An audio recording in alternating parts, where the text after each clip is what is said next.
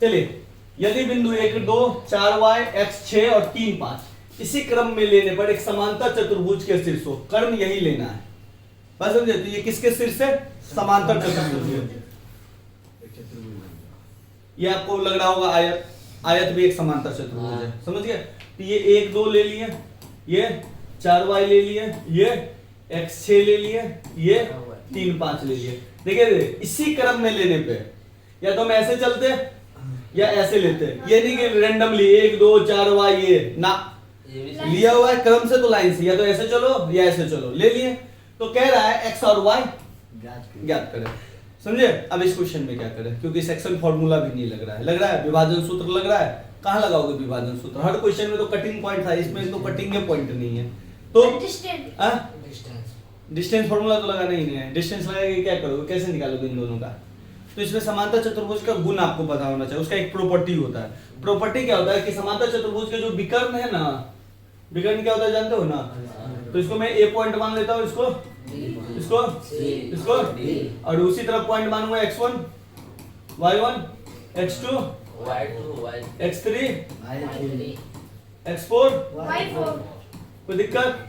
समांतर चतुर्भुज के जो विकर्ण है, तो एक विकर्ण यहाँ से यहाँ जाएगा और एक विकर्ण बी से बी जाएगा, ये दोनों है ना इक्वल पॉइंट पे काटता है। बात समझे? इसका विकर्ण और इसका विकर्ण इक्वल है। बात समझे? ये जो पॉइंट काटा है तो ओ पॉइंट पे काटा है, तो ये जो सेक्शन है ये और ये बराबर होता है, और इसी तरह ये और ये बराबर, तो दोनों का जो विकर्ण वाला पॉइंट है वो सेम होता है। तो हम मान लेते हैं एसी के लिए, सबसे पहले हम किसके लिए मान लेते हैं? एसी के लिए, और ये इक्वल है। इक्वल वाला मैंने आपको बताया था सेक्शन फॉर्मूला, याद है? m1 m2 नहीं लेना है, x1 को x2 के साथ जोड़ देना है और y को y2 के साथ जोड़ देना। याद है 1 और 1 का रेशियो जब मैंने बोला था लेने के लिए, इक्वल रेशियो।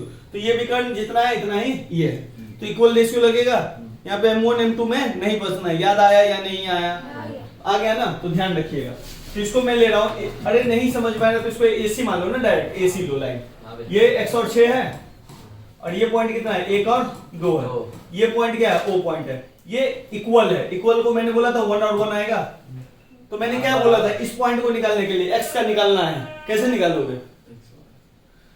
x, ये पॉइंट क्या हो गया भैया? x और y हो गया ना तत्काल हुआ, तो इसका x y क्या निकलेगा? x को x के साथ जोड़ दो, 1 को x के साथ जोड़ दो, बट्टा में 2 लगा दो, 2 को 6 के साथ जोड़ दो, बट्टा में 2 लगा दो। याद आया?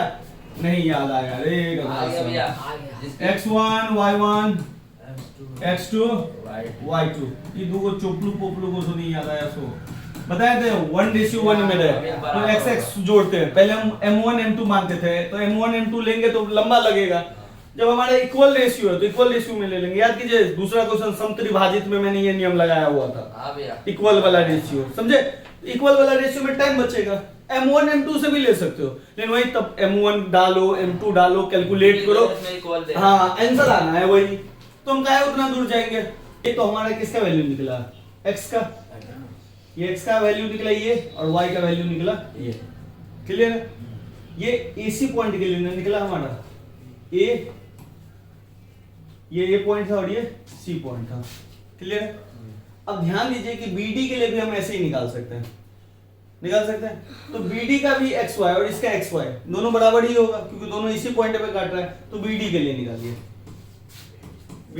BD के लिए xy निकालेंगे तो इसका xy जो निकालेंगे, इसका 3 और 4 जुड़ेगा, बट्टा 2 आएगा, और इसका 5 और y जुड़ेगा और बट्टा में 2 आएगा।